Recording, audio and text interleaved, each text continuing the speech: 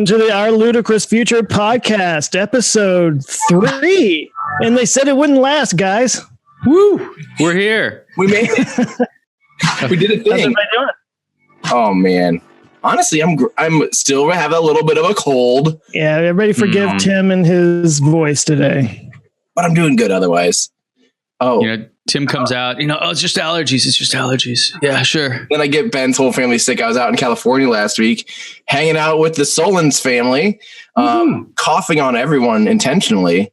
Mm-hmm. Yeah, just like, you guys got these crazy allergens out here in California. Yeah, and pretty much, the economy here is really suffering now as a result. So thank you. I gave you guys a flag. I know you're trying to bring up Iowa, but it's a tough ask there. Hey, you went surfing. I did go surfing. Yeah. So you probably got like all the fish sick. You don't eat fish for the next month or two. Okay. Yeah. They have mad fish disease. They do. Hey, should we be introducing ourselves? This is now episode 3. We haven't quite figured out the format of like, hey, I'm so-and-so and you're so-and-so. Why don't you start us, Joe? Let's do it. Well, I'm Joe Scott from the Answers with Joe YouTube channel. And with me is Tim Dodd. Hi, I'm Tim Dodd, the Everyday Astronaut from the Everyday Astronaut YouTube and Instagram stuff. Internet? Yeah. Who are you? Yeah, I'm Ben Sullins. I'm a data geek that likes Tesla. And so I have a YouTube channel called Teslanomics. Yeah, we're just 3 dorks, basically. And here we are trying to figure out what is going on in the world and how it's going to affect all of us, because there's a lot of stuff happening. Yeah, there's a world out there and some people trying to change it. For better or for worse. You heard it here first, folks. There's a world out there. That's right. Leave your houses. So what's our first topic today, guys? We have some big things and some not so big things. So literally tiny things. Should we start on the tiny things? Let's start with the tiniest of things. The Japanese robots. This is me. They're coming. They left, actually. These Japanese robots are very far away from us. This is really cool. So this is one of 2 asteroid sample return missions that are going to be happening, I believe, this year. Because there's also the, OSIRIS-REx from the US is also going to be landing on an asteroid and collecting dust and stuff as well really soon. So that's really cool that but the Japanese Hayabusa-2 specifically launched 4 years ago, got to its asteroid Ryugu just this week. And well, actually it's been there for a little bit longer, but this week it deployed 2 little tiny rovers called Rover 1A and 1B. And it's awesome. So these things are going to hop around on the surface, collecting samples. One thing I'm forgetting, Joe, when we were just chatting, you said this will be collecting. I don't remember. Is it actually doing a sample return? Oh, that's what it says. It says it's going to collect 3 samples sometime in October, and then we'll leave for a landing in Australia in December of 2020. Dang, I wonder how they're going to pick the. I should know this. This is kind of what I'm supposed to be knowing in life, like literally this. But I wonder how they get the little rovers back. How this doesn't say anything about like a launch from the asteroid, but I mean the gravity is so small it probably doesn't take much. Oh yeah, it's like you almost have to try hard not to like. Yeah, they got to hook in. Seriously, we had to do that with that comet. It's supposed to fire harpoons because the gravity is almost non-existent. So the vehicles tend to bounce, and that's actually literally how these rovers get around. They just bounce. But I'm confused about how they get back to the mothership. I haven't heard anything about that. I probably should have read up on this a little bit more before we did the podcast. But basically, what's going to be awesome. Let's see. Then Hayabusa-2 rehearses descent maneuvers this month, but aborted its approach after its laser navigation sensor was unable to provide range and closure information. So basically, I'm guessing the mothership's supposed to go back down and collect them. That super, super cool. Mm-hmm. And then, to be able to survive re-entry, it has to be it'll be in a little like heat shieldy thing so that it can survive coming back into the atmosphere once it. So there's a something nearby that is going to go get it. So this thing, so these little things here, they're like basketball size. Yeah. That's not the entire thing that was launched. That wasn't the full payload. Correct. Okay. Full thing is called Hayabusa-2, and it's like a bigger mothership, basically. And it dropped these 2 probes on the surface of the asteroid. Gotcha. And why asteroids? Asteroids are, this specific, sorry, I have a hard time saying specific sometimes. This specific asteroid is one that is considered to be potentially super, super, super old.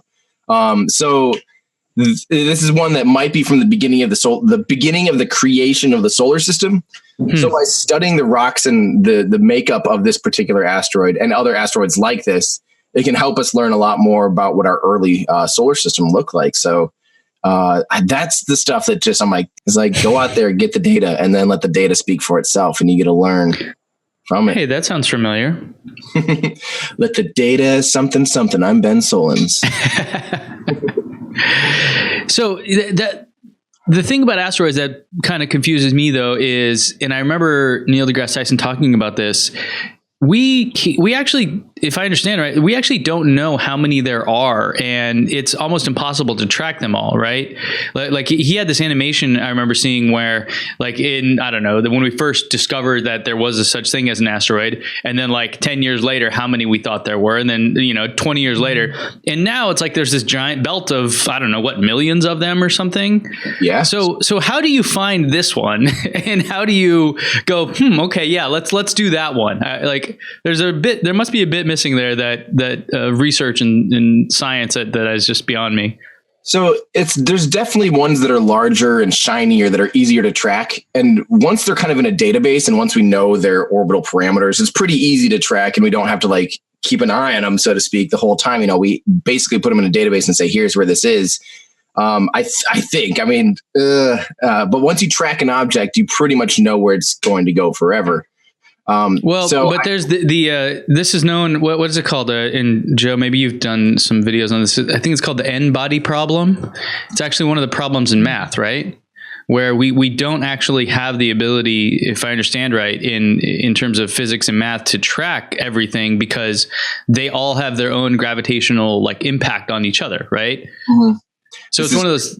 Yeah. So that was my understanding that we couldn't actually track these things because of the NBody problem. And until we figure out that equation, maybe I'm wrong about that. Joe, do you know? Because it sounds like a sciencey kind of thing you might have. That's something I've heard of, but I can't claim to have done a video about it or say that I know anything about it.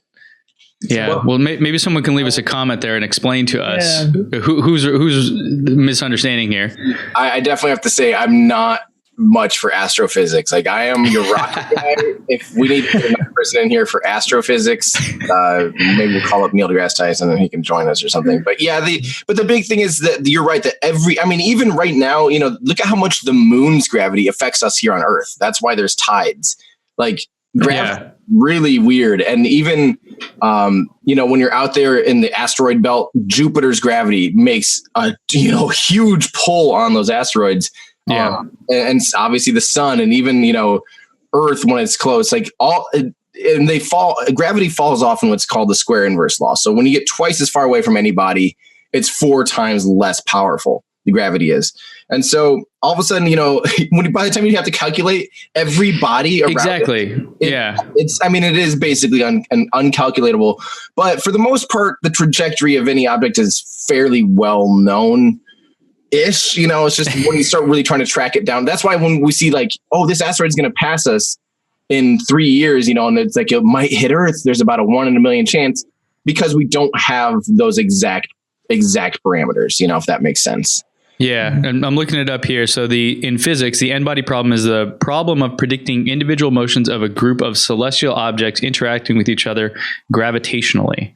Solving this problem has been motivated by the desire to understand the motion of the sun, moon, planets, visible stars. And so this exact thing, this exact concept here is also how, didn't we discover some planets or some things that we like haven't actually been able to see, but because we can see other things interacting with it, we know that it's there. I forget what that's on Neptune.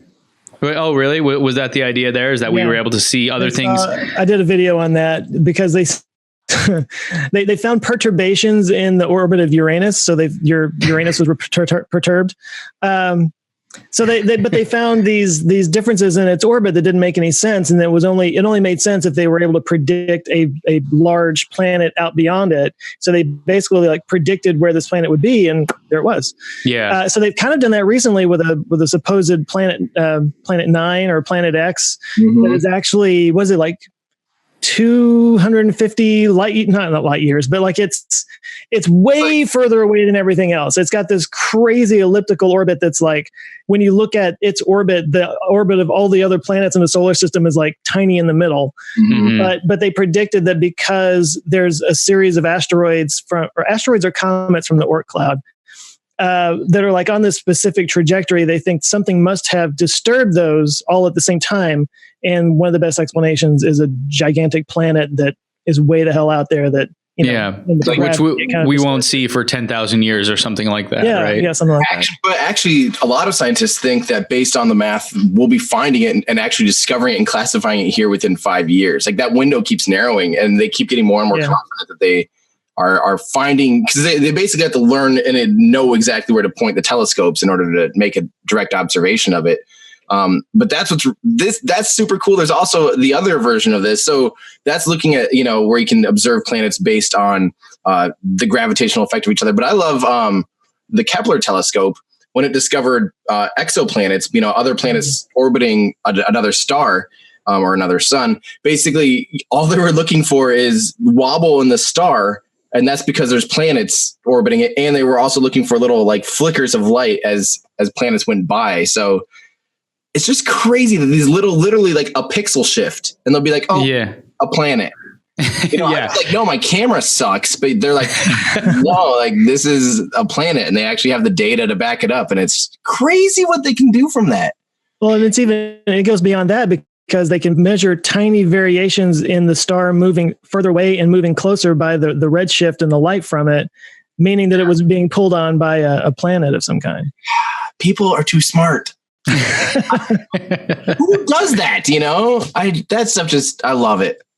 And it's stuff like this that makes me, when people are like, well, the earth is flat, and you're just like, you don't even begin to know how much smarter other people are in their dedicated field.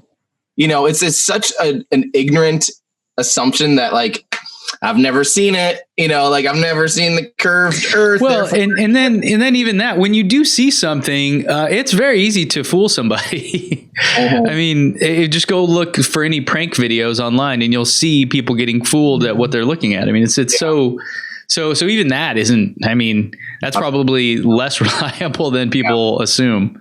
Yeah. Well, I made a point in a video that I've never seen Bangladesh, therefore it must not exist. Yeah, I've said like I've never seen the Super Bowl, therefore it doesn't exist. Yeah.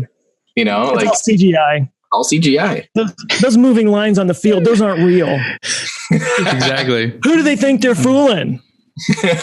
Wait, there's moving lines? I don't know. They have a paint boy out there that goes and paints the first down line or whatever that thing's called every time you move. Right. CGI, guys. It's all fake. The whole Speaking of CGI and fake, let's go back to some other stuff going on, which actually is somewhat CGI and fake, but very cool. And Joe, if you could tee this one up for us, what am I looking at here? Yeah. So, this kind of snuck up on me. I hadn't heard anything about it until suddenly one day it was launched, and people who are listening are like, what the hell are you talking about? Because they can't see what's on screen. But no, there's a new Hulu series called The First, and it stars Sean Penn. Dude's ripped, by the way. What? He's like ripped and jacked. And I'm like, what happened to Sean Penn? Anyway, but it's sort of like a drama about, and it's set in the near future. I don't think it says exactly when. It doesn't say like 2032 or whatever, but it's about the first people who are going to Mars, the humans' first trip to Mars or whatever. But it's not told so much from a, like you pointed out, Tim, the one on National Geographic. Yeah. It's sort of a mix between documentary, and it's got Elon Musk interviews and stuff like that with this sort of docudrama kind of thing. This is a totally dramatic interpretation of the people in this situation that are, going to take this huge first step for humanity kind of thing. And it's a private spaceflight company that's doing it. It's not, anything we've ever heard of, but, and the person who's running that private company, she's super smart and a little detached, and there's the personality conflicts and that kind of thing. And Sean Penn's character, his daughter has drug problems, and he gets picked to take this flight. And so he's like, do I leave her here? Will I ever see her again? There's all this kind of like human drama type stuff. And it's very artistically done. Let's put it that way. I mean, they had I'm only about 4 episodes into it, so I can't say that I've watched the whole thing. But one of the episodes was like, it started talking about like cicadas and how cicadas live underground for 17 years, and then they come out of the ground and scream at each other and have sex and die. And like, that's all that they're built to do. And they like tied that into the story in some way, Wow. And it's really well done. But the reason I wanted to bring it up and talk about it here is the way they present technology in this future world, however far away it might be. Nobody has phones. Everybody has these little earbuds, and they talk to each other with these earbuds. So it's kind of confusing at first because people are just sitting there talking, and you think they're talking to somebody off screen, and then they turn and you see it looks like a hearing aid in their ear. Yeah. And that's how they communicate with each other. And the thing that I think is really smart, because I do think somehow we are going this direction. Now we have the HoloLens, we got augmented reality, these sort of mixed reality goggles that Microsoft's working on and that kind of thing. They kind of take it to that next step, which is basically everybody they look like regular glasses, maybe like slightly tinted sunglasses with black rims. And so like at one point, one of the characters, the lady that runs the rocket company, she's just laying on the floor and she's looking up, and a guy walks in and she's wearing those glasses. And he's kind of looking at her like, what are you doing down there? And she goes, you got to see this. And so he like pulls out his glasses and he puts them on and he goes, sync. And it syncs up with her. And like all of a sudden this like cloud of sparkles or stars or moths or something start flying around the room around them. And at one point, Sean Penn wanted to share with the parents, I'm not spoiling too much here, with the parents of somebody that died. He wanted to share with them why their son was so into space flight. Like they were suddenly against space flight because their son died. You're risking people's lives and that kind of thing. And he wanted to show them why he was so into it. So he like shared, he had them put on their glasses and shared from his glasses to their glasses a video of their son doing this thing that was giving him all this joy, and it kind of changed their minds and stuff. But it was this sort of depiction of this technology that's very easily extrapolated from where we are now and where it could easily be going. And I found that really interesting. I definitely think, it's too bad that Google Glass was like probably just a few years too ahead of its time. Yeah. But man, I'm ready for that. I'm ready. Like, I hate using my thumbs all the time for interactions. Like I'm ready to wear, like, I want to wear a hat, and I want it to have a little visor that pops down. It'll look super nerdy. But say, for the record, you are wearing a hat, Tim. Yeah, for those of you who are watching. But I want a visor to pop down, and I have a bunch of little sensors that reads my brain, and I don't even have to do anything. That's what I'm talking about. Well, but even that is too like close, I think. So I'm a big believer that in the future we're going to have things implanted in our heads to do this. Yeah, are we not? So I can speak a little bit. Depends on how invasive it is. Exactly. But what if we grow up with it? So I was reading this book about this recently, where when you're born, these are implanted in your like embryo, like before you're even like physically born. These are like given to you, and they grow with you, and it becomes just like a part. Like a biological implant. Yeah. And so you never know. And that is, effectively just a part of your DNA at that point. Weird. I have some personal experience with this a little bit. One of my best friends, he actually is a quad amputee. He was a Navy EOD officer and lost all 4 limbs in Afghanistan, actually. And when he was being rehabilitated initially, he's a big futurist too. So he loves like thinking about that stuff. And I actually grew up when I was a kid, I never said I wanted to be an astronaut. I told everyone I wanted to be a prosthetic engineer. So it was really weird when all of a sudden one of my friends has 4 prosthetics.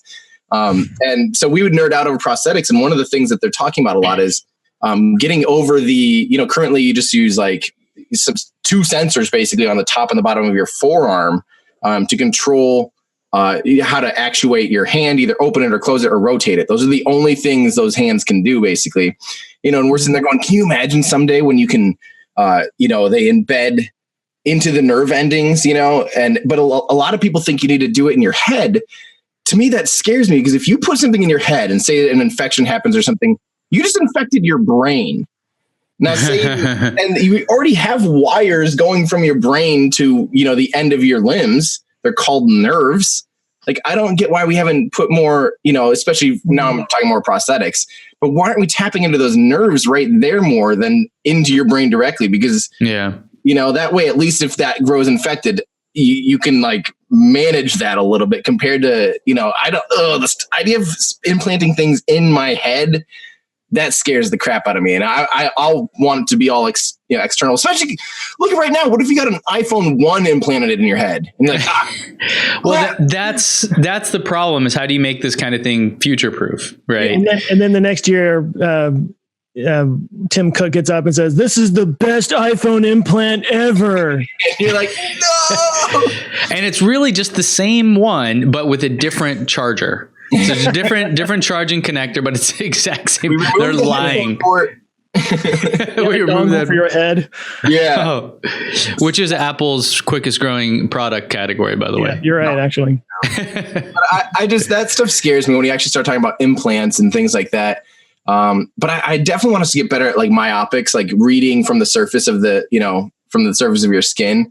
I think I think there's a lot we could eventually do with that. And imagine wearing just a cap. It'd be really cool in the future if people have these cool lace looking things on their head all the time, but it's actually just reading your brain waves or something, but it's really detailed, can filter out all the noise. That's the hard part, is the signal to noise ratio is almost non-existent. It's all noise. Yeah. Brains are noisy. Who would have thought? I think too, there's a great book that I would recommend for both of you guys when you're into this kind of stuff, called Daemon. It's by Daniel Suarez, and it is along the same vein. I'm a super geek on these kind of things that are futuristic sci-fi, but very much based in reality. And in that, I don't know if it's that book or the following one, because there's two books. There's Daemon and Freedom, but it goes deep into this whole space of what that could look like, even to the point of displacing currency as we know it and creating this new digital version of currency in this new kind of virtual world, which takes over and just kind of changes society and all that stuff. So it's really interesting, especially with all the parallels of the things that are actually happening now. I think the book was written like at least 5 or 6 years ago. So yeah, I definitely recommend if you guys, I don't want to go deeper in that space. I think it's going to be a movie at some point too. Only if it's on audio. I recommend the first. Like I said, I haven't finished it yet, but I've been enjoying it. And anybody who likes these kinds of topics, I think would like it too. Sweet. Speaking of futuristic updates to technology, that's awesome. This is a big one. This applies to all of us, guys. We have, and it actually affects all of us now, Tesla Autopilot version 9. Oh, I'm sorry, Tesla version 9, they're calling it. It's like the next version. Tesla, for those of you that are not Ben Solons or South African. Or from Connecticut, like Franz. So anyways, so the next version of Tesla's kind of operating system for their cars is coming out. We need to have a better name than just version 9, right? They need to come out with something. I mean, they can do better. And there's some amazing stuff. Have you guys gotten the invite to update yet? Have you seen? No. Have you either of you ever had a software update yet? I don't think so. Yeah, but the small ones that are take 2 minutes, or whatever. Yeah, and then it's nothing. Yeah, I don't know. Does the car have to be on Wi-Fi to update? No. Isn't that crazy? They'll do it through their own LTE plan. That's got to be costing them some money if they're. Do you guys have it connected to Wi-Fi? Yeah. Yeah, I don't even have mine. Because that's actually a newer thing, right? When I got mine, it didn't even have that. So funny. Mine's connected, but literally my Wi-Fi router could not possibly be further away from the garage. It's right there, and the garage is on the other side of the house. And that brings up our sponsor for today. Just kidding. Okay, actually, let's talk about this version 9, and then I do want to talk about Wi-Fi at the end, because I am in Wi-Fi hell right now. Okay, go. What's changing, Ben? Why all right? So we have some Atari games. Yeah. We have some Atari games, including Space Invaders for you space fans out there, but it is a multi-touch version of Space Invaders, so that's kind of cool. More actually important stuff. The feature I'm most looking forward to is the dash cam functionality. And so the idea is that with cars that have autopilot version 2.5, which any Model 3 has, and any newer Model S or X past, I think, June of 2016, might be wrong about that date, but anyone that has autopilot 2.5 now, or in theory, will have the ability for the car to have a built-in dash cam. And these cars have 8 cameras on them, so they literally are looking all angles all the time. I've been thinking about this for a long time because it's one of those things where it's not as easy as it sounds to create this kind of cloud storage service. And so there are, I'm guessing this actually may not be included. It's rumored to be included, but I'm hoping it is, because having a built-in dash cam to your car would save a lot of money and also make it a lot better in terms of any accidents or anything like that. And which ironically, some of my friends just had recently. Yeah, this would be huge. Built-in dash cam in the next version. I want to talk about that real quick. So if I understand right, you basically need to take your own USB drive, format it to FAT32, which is a file type basically for your drive, and then put a folder in it that says like Tesla Cam. Yeah. And then the question I have though, so it sounds like it'll only record for about an hour and then start erasing, which is fine because if you're in an accident, you like do something. But I wanted to put in like a terabyte, thumb drive, let it record for 3 weeks on all cameras all the time.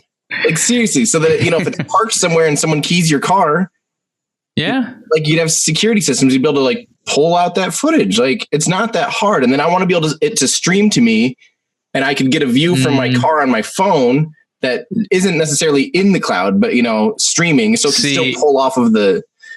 We got a ways to go. I'm not that excited about this yet. This is a step, but I want it all. Well, yeah. And so exactly what you're touching on there, the idea of like streaming it to your phone, that is, if you were to break down all the things you have to build to make that technologically feasible, that is actually a full product. That'd probably take a team of people, 6 months to make, right? So I think what they're doing is, step by step, trying to get towards that. It'll get better over time, but this will, there's 2 reasons why I think this is valuable. One, as you mentioned, it's very practical, right? If you're in an accident or something, it'll serve that function. Also, if you wanted to install a regular dash cam into your your Tesla Model 3, it does not have an OBD port, which is the onboard diagnostics port, which most dash cams use to pull electricity from. So what that means is that unless you were to actually splice into the wiring of the car to somehow pull a constant power source, what you'll end up with is when you turn the car off or when it goes to sleep, the camera will stop working. And that is often when people will try to break into it when you're not near it, or maybe an accident happens. So it actually, this is super helpful because it'll solve kind of different things that otherwise would be incredibly difficult to solve, I think. But I thought it turns off when the car turns off. Is that what it says for this one? I thought so. You probably know more than I do. If so, then that sucks, and they need to redo it. It was an exchange on Twitter between somebody who showed them their car got all keyed up, and that was sort of used as the justification for doing something like this. That was a response from Elon on Twitter, I seem to remember. So my impression was that it was for something like when it's parked, if somebody came up and vandalized the car or tried to steal it or something, you could use that. See, I don't think it's that good yet. And that's what I want. I want it to be recording all the time and just, record over, like you only need a day or 2 or a week at most of recording time, but that's a local storage issue. You have a big enough flash drive that becomes negligible. And right there. Yep. Like the dash cam only works when your vehicle is powered on. Oh, okay. Yeah. Well, we got a ways to go before I'm actually excited about that. So let's talk about the other things that are more exciting. Fine. So autopilot, lots of updates, navigation. There's some HOV lane stuff, which would be really cool because that's one of the biggest complaints. That's why like Waze is so good, is because with Waze, it'll actually navigate you in HOV lanes, which if you're in a state where, so you can set it up to say, oh, my car, like in California, we get HOV lane access just by having an electric car. So you can set up the navigation to default to that. And it'll actually, especially somewhere like LA, it'll route you specifically with that in mind. And that's something that I kind of, just as an Iowan, I don't experience those freeways that much. But when I was just out in California last time, and when my wife Audrey was in the car with me, navigating via the HOV is entirely, because lots of times they split themselves, and you have an entirely different navigation than all the other plebs on the road that are all trying to get over to that exit. You just get to be like, I'm now direct access to my northbound I-5 or whatever, Exactly. And then sometimes that doesn't do that. And so you actually have to get off. Like it varies. It's actually, kind of a different route almost in a lot of cases. So there's lots of updates to things like the application launcher. So we're looking at it on this shot here if you're watching on YouTube. So now when you want to pull up the phone, you have this ancient telephone icon. You have a web browser, which I'm super pumped on. And I'll explain why here in a second. You also have an energy graph, which charts. I like charts. Mm-hmm. And then you have the calendar.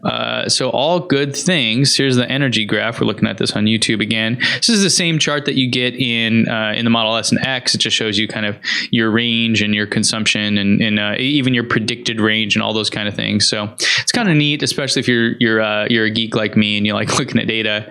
And then there's also some UI updates. So I'm not sure I like this. What do you guys think though? So it's kind of like a dark view now is the way I'm looking at it. So instead of showing a lightly colored one, it's just a bit cleaner, but I don't know. Like, what do you guys think about these new graphics for the navigation?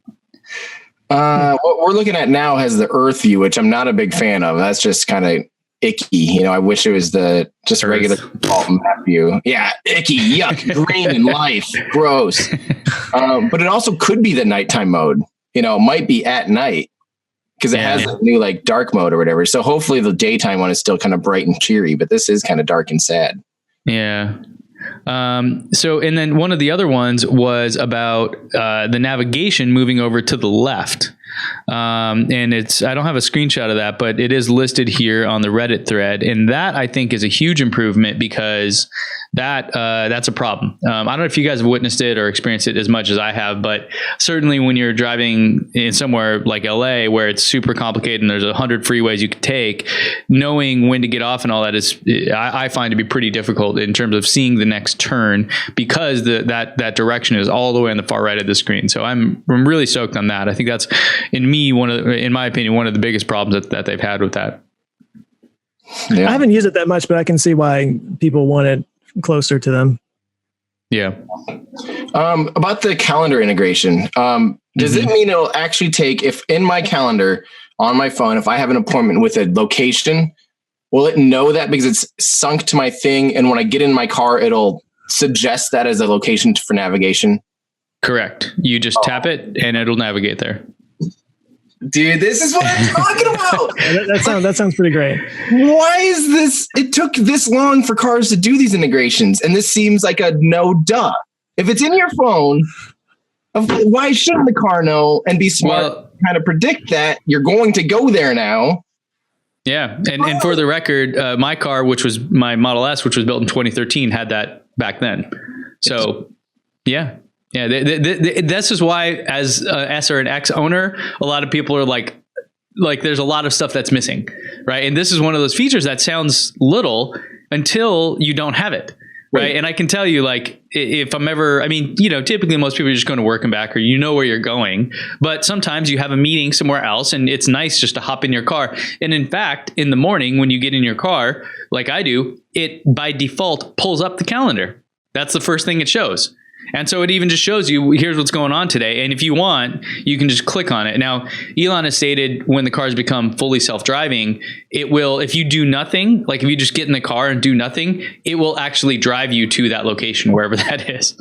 So make sure you don't have like some dumb appointments on there that's like go swimming in the ocean or something. It's just like it takes you off somewhere. But yeah, like the wrong ocean.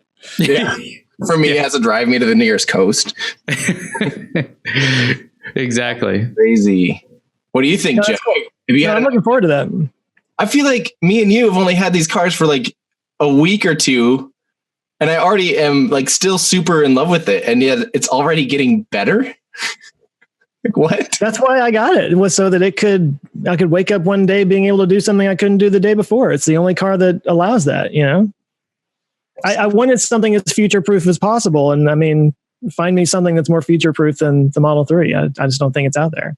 I mean, my 2013 Model S is still getting updates, right? It's still getting better. Like, and one thing that I didn't see in this update that I think would be nice is the what do they call it? It's called camper mode. I forget what it says. Yeah. Keep climate on. I don't think that was listed. I think that would be a pretty cool feature to have, because if you are camping, for one, that works. But then for me, when my son will fall asleep in the car a lot, and so we come home and I just do the camper mode, and he sleeps in the car while it's running, and then I go in the backyard and I open it so I can hear him when he wakes up. But I'm not worried about it becoming too hot or too cold or anything in there. I can just leave that on. And in the Model 3, we don't have that. And so what happens is if you leave the door open, like just slightly ajar, and you want it to be, to stay on, it only lasts for 30 minutes and then it'll turn off. So there, things like that. So I still, as great as this is, there's still a lot more stuff to come, So here's my question: with the web browser, could you just pull up Spotify or Pandora and just play directly from that? I don't know on the Model 3 or with this update, but with the Model S and X, no, the web browser does not have access to the audio system, so it can't play sounds essentially.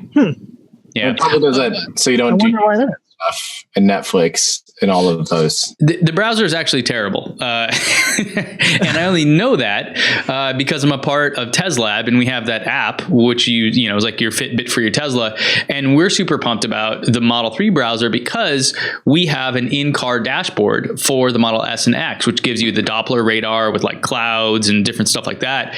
And we have Waze integration. So you can actually pull up Waze and see like accidents and where they are. So because like a browser gives us, as an app that runs on your phone, an interface into the car, which is in advance of Tesla officially supporting third-party apps. This is essentially a way for us to kind of wedge that in. And one of the downsides was that the first thing I said when I started working with these guys was like, cool, why can't I just pull up Spotify and just do that, or we even talked about, okay, what if we just have your phone play Spotify or whatever, Pandora or whatever you want, but you have a control, and so the browser is literally just a control panel for Spotify, and the browser just sucks. Like we can very easily build a web page that will just crash the whole system in the car because the browser can't handle it. It's stupid. So I'm hoping that the browser now is better, but at the very least, this new browser in the Model 3 will allow folks using Teslab the ability to see kind of, that dashboard that we're going to build for them. So I think it's cool because it opens up kind of a new realm of possibility, even though albeit a very, basic one at this point. Limited. Yeah. That's kind of like what we were talking about last week with apps. Like, come on, just open up app development. It'll be awesome. But yeah, I guess we're getting closer though. This sounds more like a polished and refined version of the car, and I'm really looking forward to that. It sounds... We're supposed to roll this out like this week, right? Or in the next week or so? Yeah, today, tomorrow, the next day. So all the images we're seeing are from beta testers. Maybe by the time this posts, we'll all have it too. How don't the beta testers get like a week or two early? What's the point of them having it for a day or two? I mean, all noises. It would be really nice to have a clue what Tesla does and how they think about these things, but they are so tight-lipped, you really have no idea. I mean, I've even talked to their PR team, at length, like, hey, I would love to be a tester here. I will sign an NDA, every time you send me an update. So that way, when it does come out, I can share that with everybody, right? And I can explain these things, because inevitably what happens is if they're not open about the communication about these things, then people will make their own judgments, right? People will decide for themselves what they think of it instead of them being a part of the conversation, which would be possibly helpful. They can kind of, paint the context about why certain things are the way they are, whatever. They just kind of let people figure it out on themselves. So I think it's a gamble on their side. I would love to have a tighter kind of relationship with this, and even just maybe them having a formal beta access program or something like that. Like, apparently that exists, but it's totally kind of behind closed doors, so who knows. One thing that I'd really like them to do, and this is dead serious, I think that for any driver profile, so if you have, for me, I have like my wife and my driving profile, or any guest when they get in, if you try to do autopilot without watching like a video explaining the rules of autopilot, I think it should be left unavailable to you, because too many people just have no idea its limitations, when it works, why it works, how it works. A 3-minute long produced video that's like, like say you're on the highway and you try to engage it for the first time. It's like, please pull over and stop and watch this 3-minute informational video, and then we'll allow you to use autopilot. We see you're new to this car. Yeah. Let us teach you why, when, where, how, and what autopilot is, because I think that's the biggest fault right now is lack of information for the average consumer of when and how to use it, that could get them in trouble. But absolutely. And videos and sell it to them. And there's also the idea, they do have a lot of videos on their YouTube channel. And now when you're picking up your car, they recommend that you go watch all those videos. But yeah, no, I agree. And I think even in the manual, it has this information, but it doesn't have the video side of it. Probably because they don't have a browser that can play videos yet. But, it would be really interesting to have a way to certify users or something like that, right? But then on the other side of that argument is, well, the car should just be smart enough and good enough to where it doesn't matter. But honestly, we're not there. No. We're not there. No. Like, I understand that side of the argument, but it's just not reality yet. So yeah, not even close. Anything else, guys? Did we actually do a concise recording this time? Wow, we may have. Weird. Joe, final thoughts? Let's find something else to talk about. No, the other, when you talk about beta testers and people wanting to step up and kind of help Tesla in some way, I think, did we talk last week about the volunteering, the people who wanted to volunteer at the delivery centers to orient people? We did not. We did not. Are you guys going to go volunteer? Are you guys qualified? Is that you've been owners for a week? Also, somebody on Twitter was like, Joe, are you going to do this? I'm like, I've had my car 3 days. I don't think I'm like an expert in this or anything. I'd be like, yeah, I think it does this, but I'm not sure. I haven't figured that out yet. Yeah. Which sadly may be better than some of the employees. So, yeah. Well, yeah, that's true. So, okay, just to recap the story, or Joe, do you want to introduce the topic here? We can talk about it. No, I can find a tweet maybe. Is it Ryan McCaffrey? Is that his name? Yeah. The Ride the Lightning podcast guy? That's right. Yep. Yeah. Okay. So he basically just tweeted out to Elon sometime last week, saying that he and many other, Tesla owners would be interested in coming out and helping them to orient people. Obviously they can't handle the paperwork and all that, but yeah, there it is.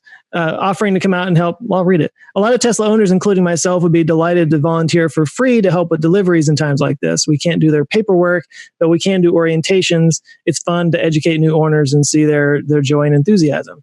And Elon responds and says, wow, thanks for the help. And he says, sure, if anybody wants to come out and help with orientations and stuff like that, it would be super appreciated! ! So I don't know how much of that went on, but that was last week.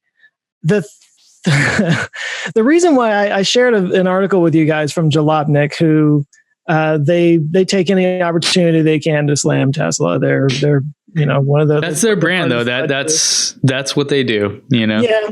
They're like the tabloid journalists of the auto world.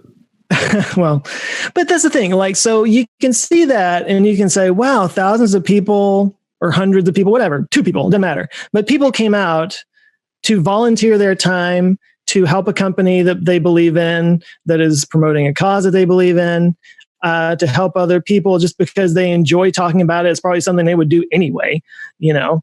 And I don't see how that's anything but a positive thing. I mean, people volunteering their time for anything is a positive thing as far as I'm concerned.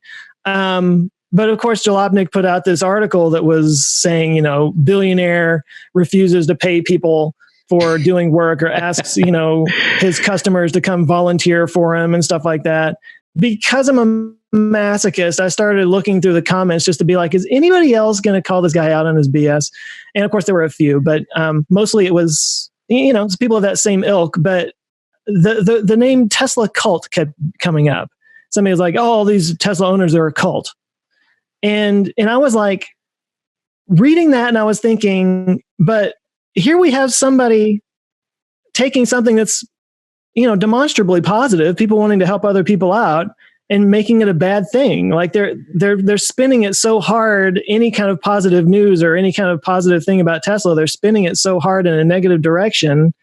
And they don't hear any positive news. They don't, you know, the fact that they're outselling major car companies and stuff like that. How is that not a cult? You know, like I see that and I think that's fairly culty and very hardwired and being unwilling to change and stuff like that. And overall, what gets me is like, how did this become such a divisive company? You know? Like, name me another company that divides people that much. I mean, maybe Apple, but probably not even Apple. I mean, there are people that don't like Apple's products, but they don't just like hate the, you know, Tim Cook or Steve Jobs or anything. And if they do, it's just like seek help. But, you know, that's what gets me. Like, I understand we are in very divisive times politically and stuff like that, but this isn't a political thing. One of my most liberal friends is the biggest Tesla hater I know. Yeah, I don't get it either. You know, well, that's a weird juxtaposition, but I do understand probably a lot of people in Texas that are big fans of oil, and this is a company who is essentially setting out to destroy the use of that, right? And so I can understand like from that side of it, but anybody that rides, like the reason why Tesla is successful, and you know, in my video I did a couple weeks ago, this was the main point, like. People don't buy Teslas because they're tree huggers.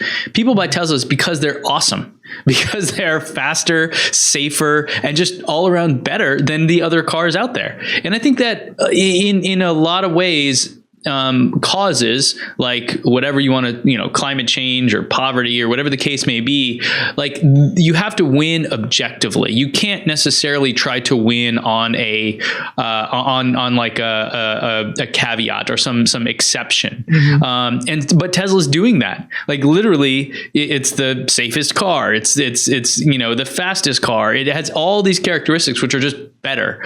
And so that's why I think like it's confusing to me why someone would be against it. Now, if they're saying, well, look, you know, my whole family's been a coal miner and I love coal and, you know, screw anybody that doesn't like coal. It's like, I disagree, but I can understand that, right? I can understand why someone would think that way. You know, this is a weird thing. Like one of the arguments, and I'm curious if your friend ever brought this up, was the subsidies that people get for buying electric cars. And, you know, in the US, you get a $7,500 federal tax credit, for example. But if you look at the ginormous subsidies that the fossil fuel industry has got for, I don't know, 50 years or more, it pales in comparison, right? So it's one of those things that if you bring it back to the data and trying to understand what the truth is, it's hard to argue against it, especially when you have a product that is just so damn awesome. It's much easier to argue when it's like, you know, stop using plastic bags because they do this. And it's like, fine, okay. But that's not like, there's not like some amazing thing that's an alternative for me, right? It's like the alternative kind of sucks. So it's a really weird thing. I agree that people would be so, I think Jalopnik is just, they're an outrage marketing media brand. Like that's what they do is, yeah. Gawker Media, and that's like all Gawker does. Yeah. Yeah, exactly. Exactly. Yeah. Like, so they're the ones that wrote that piece on my friend Dan, that when he sold his Model S, he did a video about it. And one of the things he said was that the tires were going bald.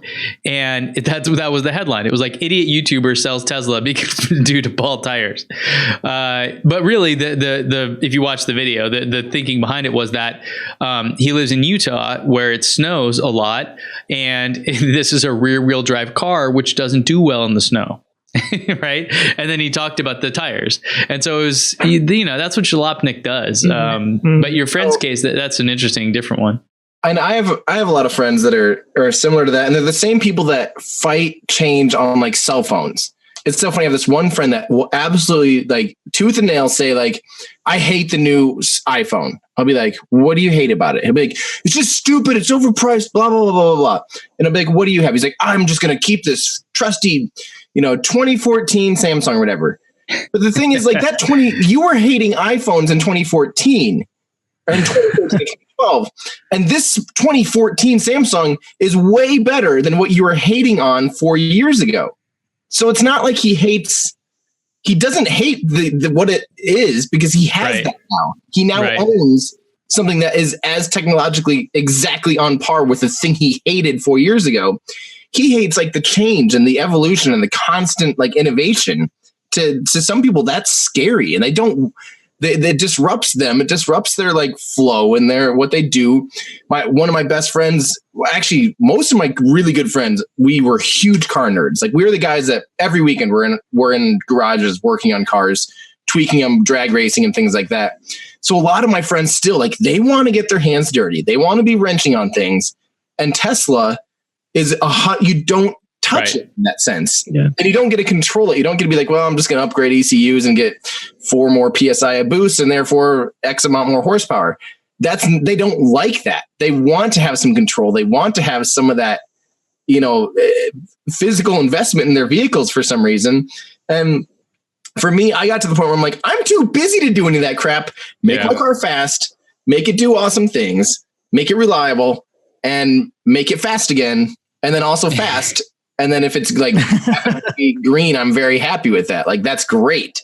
But those are the people that right now are absolutely crying that cars are going to be driving themselves. I want to drive. And then they're going to be 60 years old someday, geriatric, and their license is going to be taken away from them. They're going to be so thankful that cars can drive themselves because now they have freedom that they wouldn't have had now that they are, too unable to drive. And it's just like, stop fighting change. Stop it. Yeah. It's happening, period. Like, you're just being a sourpuss. Yeah, one of the things that this buddy of mine, before I ever got the car, he was like, well, if it ever breaks down on the side of the road, you're stuck there because you won't be able to fix it. And I was like, you think I can fix my Jetta? You're overestimating my entire life. That changes nothing, Like when my car breaks down, I lift the hood and I'm like, why did I even open this? I have no idea what I'm looking at. It's like that thing anyway. Like, yeah. Maybe but first of all, if you have a major problem on the interstate, say you blow a head gasket, you're not going to sit there on the side of the interstate replacing your head gasket. Like, no, there's so few things that when your car breaks down on the side of the road that you can even do on the side of the road. Replace a tire. That's about it. Yeah. Jump the car for some reason. The alternator's bad. Like, there's so few things you can do on the side of the road. What are you talking about? That's not a thing. And in a Tesla, there's about 3 moving parts. So the number of things that can go wrong are very, very few. Yeah. With the exception of, like a tire or brakes. It also scares them because then they think, well, what if it updates and it crashes? It might. It could. It does happen sometimes. Yeah. But like, it gets resolved, and it gets resolved over the air, and it gets fixed, and it's better, and you don't have to take it in. It's not. As Tesla owners, and you guys will probably come to this eventually, but you get to the point where there are little things that don't work exactly right. And so I had an example where I would try to play, my phone would be connected via Bluetooth, and I would hit play, and it would play for half a second and then stop, and then do it again and again and again and again. And it's like, I could call the service center, I could report this, but honestly, I'll just wait for the next update. It'll probably be a week or two and it's fixed. Like, so you get this kind of I mean, and with most technology, that's the case, right? If like something on your phone doesn't work exactly right, or your computer, it's like you kind of work around it, right? You're not really gonna like let's say you can't do something on your laptop. You're not gonna call up Apple and be like, hey, fix your operating system, bro. Like it's just not gonna happen, right? And so there are little things that that could be better, and you just kind of get into this sense of like, cool, well, I can report the bug. You can do it via voice command, which is really cool. And it'll be fixed. It will. Like you have this sense of like they've got your back, which is very unlike other car companies. But there will always be enthusiasts wrenching on cars. Yeah. But that's the same thing with any other car. I mean, my Jetta that I'm getting rid of right now, half the doors don't lock. It got to the point where every other day there was something that wasn't working on it. So, I mean, that's true of any car. That's going to happen. The difference with Tesla is most of it is software based, and you can get it fixed over the air. It just gets fixed by itself, like you just talked about. But, I wonder how much of this, the reason why it's fascinating to me, just from a holistic, standpoint, is how much of this is just because of this paradigm of the social media world that we live in, where extreme ideas and extreme voices are rewarded and incentivized. Is that what's kind of driving us apart and being more polarizing? And why is this particular automotive company so prone to that? That's just, and like you said, Ben, of course, if somebody is like really into gas cars, or if they're part of the gas industry or the oil industry or anything like that, of course I get that. Yeah. But that's a very small percentage of people. And right.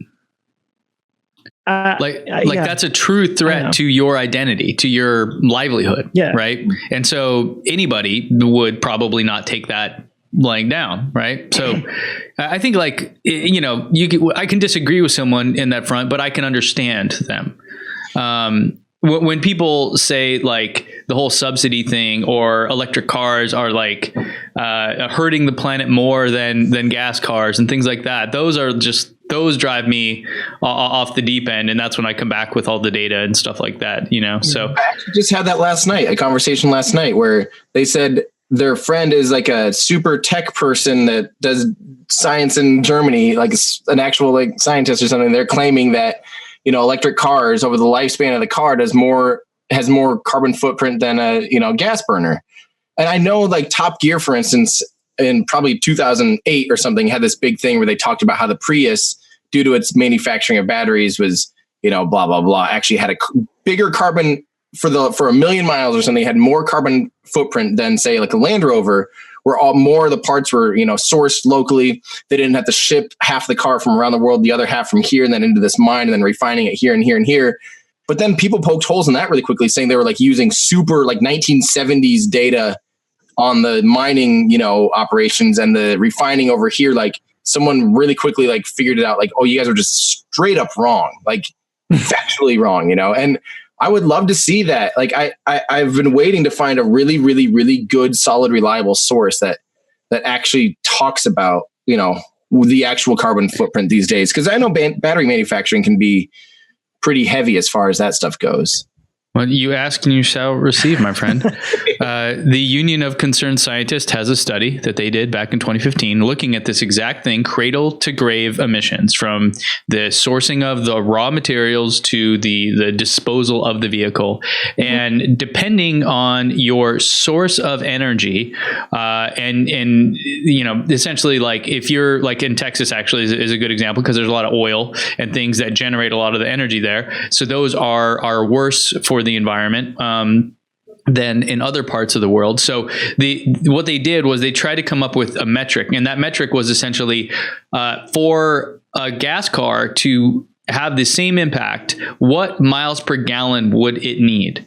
And so I'm showing a map on the screen here. If you're watching on YouTube, you can see that in California, if you had a gas car here, your gas car would need to get 87 miles per gallon of gas in order to have the same cradle to grave emissions of an electric vehicle. New York's 135.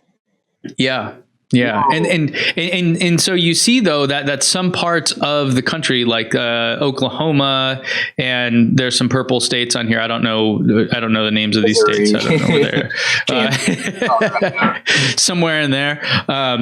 It does, like, you can see a 35 mile per gallon car will get a similar like cradle to grave emissions as an electric car. So it's not that it's entirely like in all of these studies and cases, there is no like one tried and true answer like yes or no.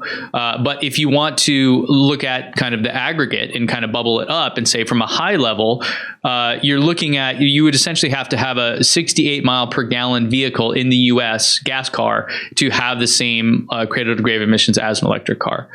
In Europe, they use diesel primarily, so it is different, but similar kind of effect. So this study, I think is a great one, and you can go check it out. It's like totally peer reviewed and all that kind of nonsense. So it's like a legit study from scientists about what it is. And they have a nice video they put together. But the number that I usually quote people is that depending on how the electric car gets its energy, it's anywhere between 40 and 85% better for the environment in terms of overall CO2 emissions.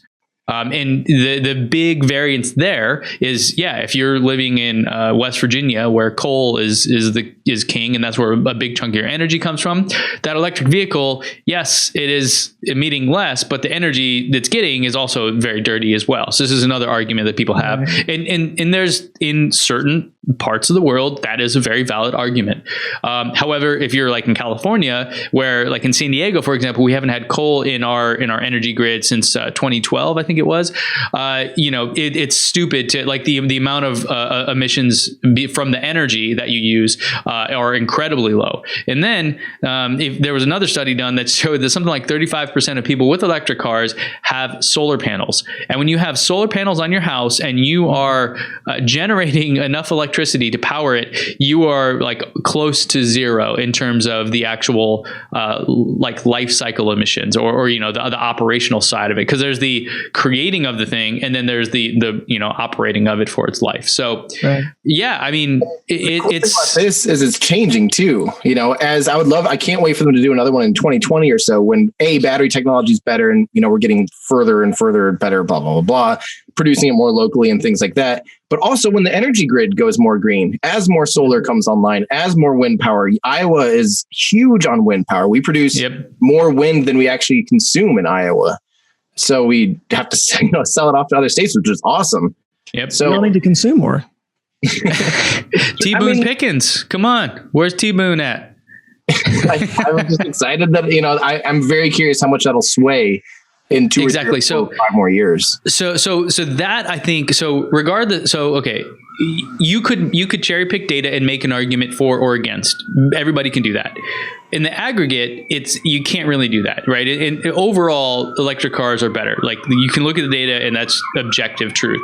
Then you have the questions about the strategy or the kind of system.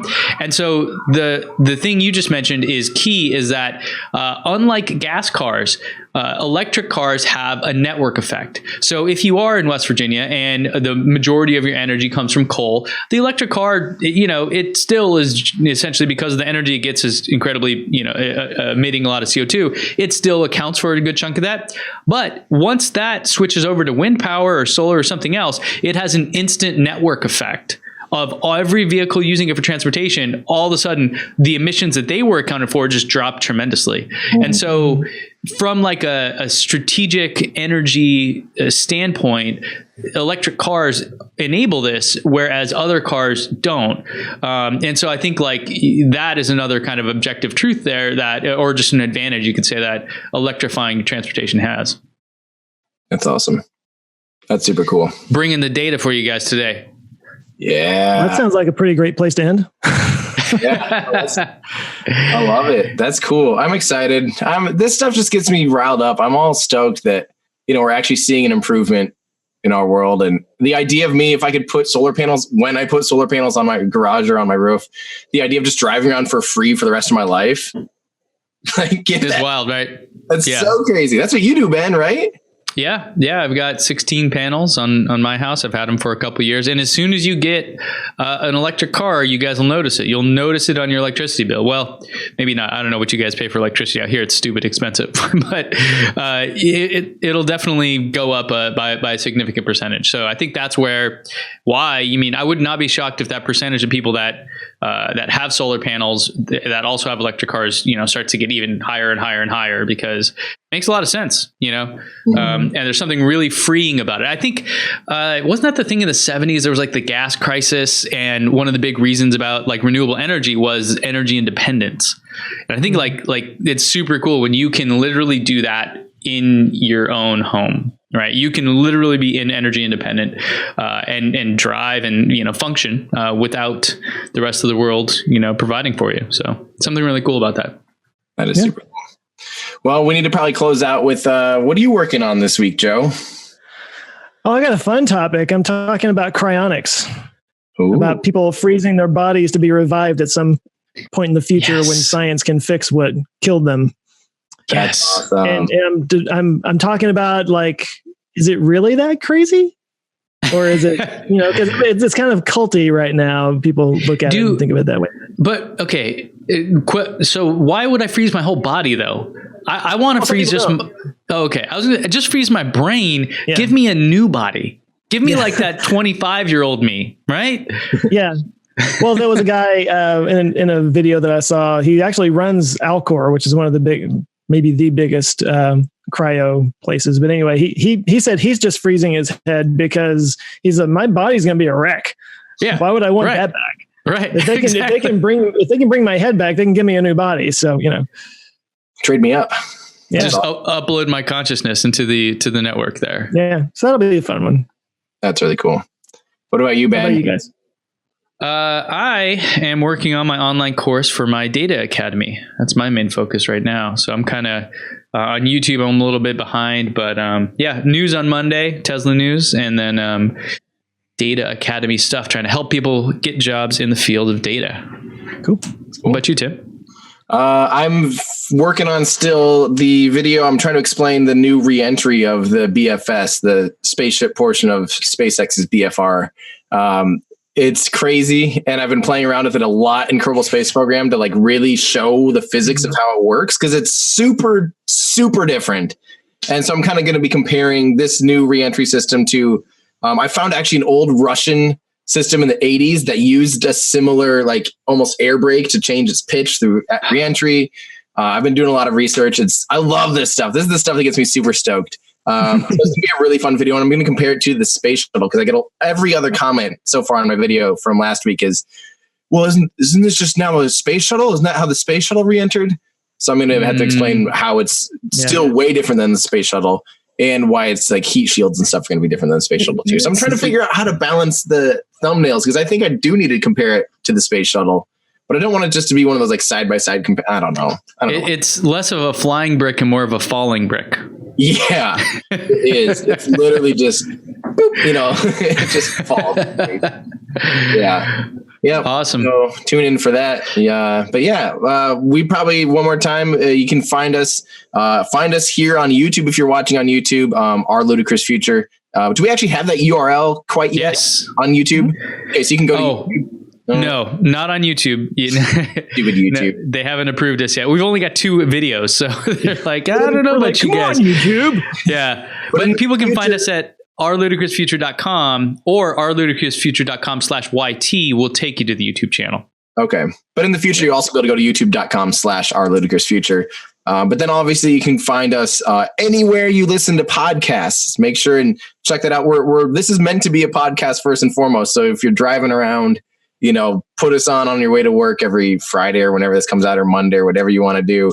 And if you do like what we're doing, leave us a review. We're excited to be doing this because all of us love this stuff. If you can't tell, this is just kind of our all 3 of our obsessions. So hopefully you guys are on the same page of what you like to do in your free time. So hopefully we're tripping your trigger. Let us know. Otherwise, leave some comments on YouTube. We'll check them out and let us know what we need to change. We're working on continually making improvements. This is episode 3.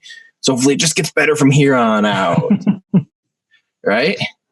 Take us away, Tim. All right. Well, thanks, guys. We'll see you guys in the future. In our ludicrous future. Whoa.